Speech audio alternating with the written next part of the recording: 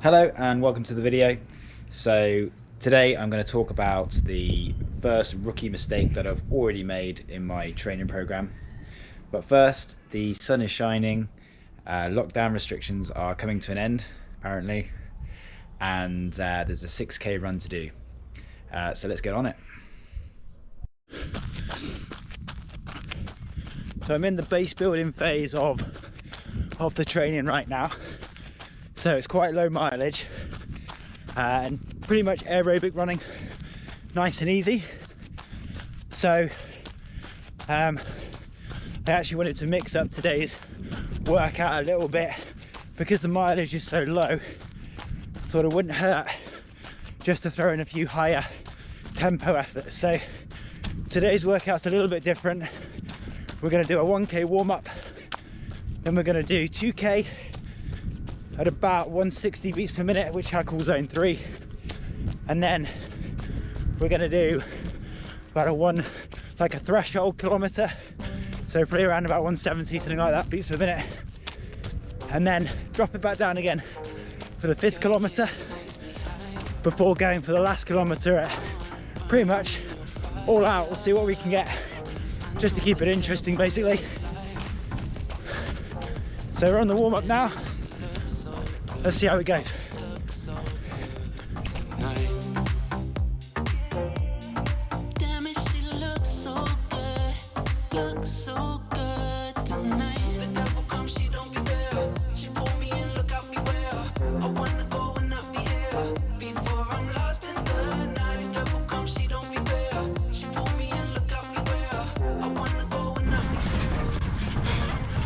We're into the first threshold effort. Let's see how we go. 170 beats per minute. Your kiss takes me higher. I wanna burn in your fire. I know the devil is a liar, but damn it, she looks so good tonight. All right, so got that fourth threshold effort done. Got a bit excited. Went a bit quick, but hey. Doing the aerobic lap, and then we're just going to hit the final kilometer as hard as we can.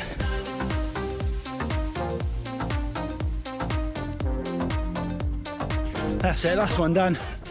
I'm on the cool down now, just a little slow jog back home.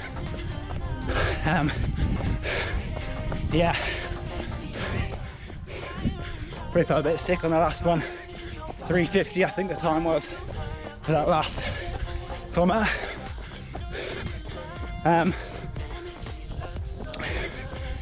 Up the hill as well, so good effort on that. But I think the average time is about 4 minutes 19 pace for the whole workout. And over the marathon I've got to hit 4 minutes 15, so a long way to go. So I'm back from the run now, felt pretty good, and I wanted to talk about the rookie mistake that I've made already at such an early stage of this marathon prep. Now, there's a quick health and safety warning. This video does contain images of my feet, so you might want to turn off now. What I've noticed, probably since about January, is that when I'm running, I'm starting to get like a cramping sensation at the bottom of my foot.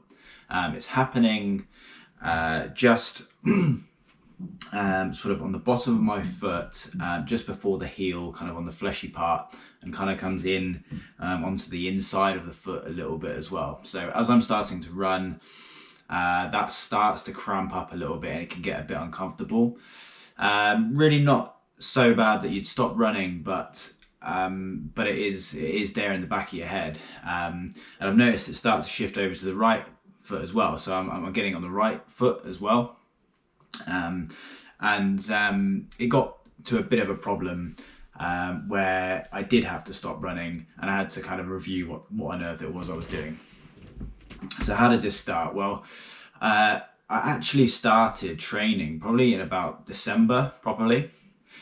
And that started from a period of where I hadn't been doing much running at all. So probably like October, November, maybe in September as well, I'd really reduced the amount of running that I was doing, mainly because of how busy I was with lots of other things going on. So as soon as we moved down to Cheltenham, I was like, right, straight back onto the running, and I'll just pick up with the volume that I kind of was doing before. So I went from about 40 kilometers a week to 40 kilometers a month, sorry, to 140 kilometers a month.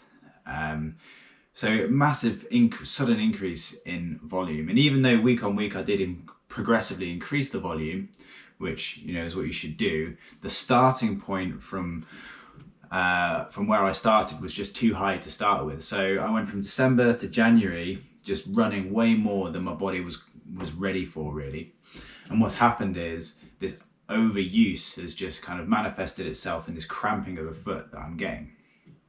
So sort of about mid-January, I was due to do about a 24-kilometer run, and on the first kilometer I really felt it cramp up a lot more than usual. And in the back of my head I was like, I can't run on this for 24 kilometers. So I had to basically do a U-turn, come back and just think about what I was going to do next. So what I actually did in the end was speak to a physio, and a running specific physio, which I thought was quite important. A chap called Tom Groom, who was really good. We had a long chat about all sorts of things.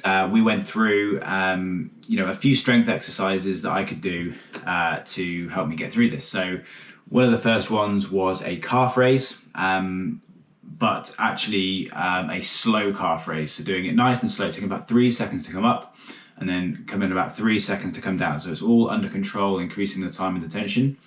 Doing this for about 3 sets of 12 reps or so. This next one was about improving the strength of the muscles underneath the foot.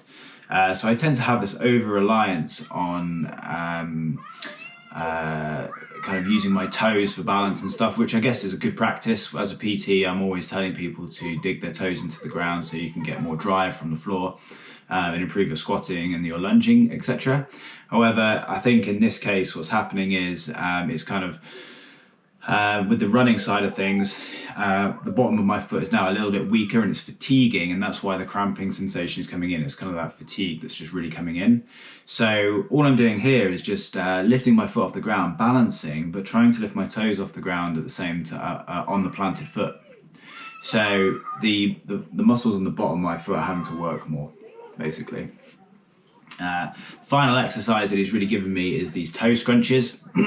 So what I'm doing here is just really squeezing my foot back and scrunching and trying to contract those muscles as much as possible. So again, we're just strengthening the bottom of the foot as much as possible.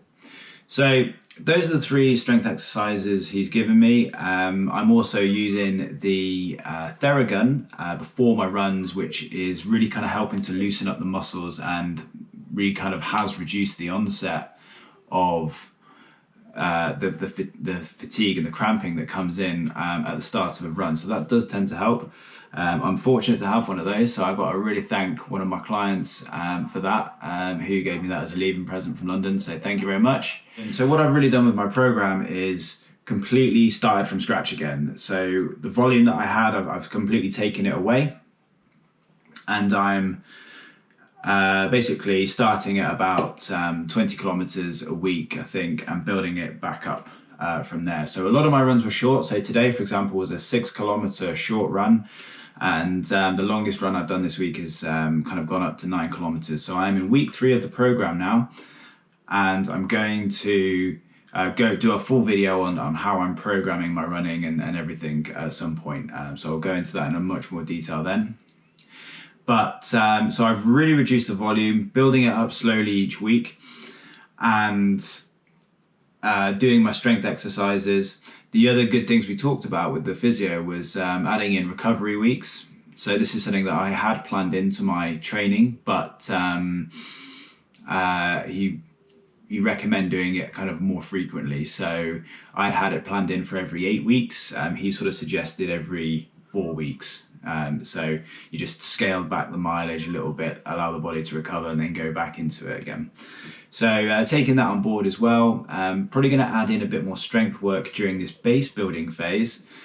And then as my mileage really increases, then I can kind of just scale back the strength to maybe twice a week, just to focus on maintaining it more than anything else. So hopefully that should stand me into really good stead for future training and building into the higher intensity blocks that come later in the program. So that's pretty much it, all I've got to say for now. I'm going to do the next video on how I've set up my heart rate zones and how I'm using that to manage the intensity of the training. Remember guys, I am doing this for the Alzheimer's Society, so if you're finding any of the information useful, please do donate. Anything is fantastic. So thank you very much. See you next time.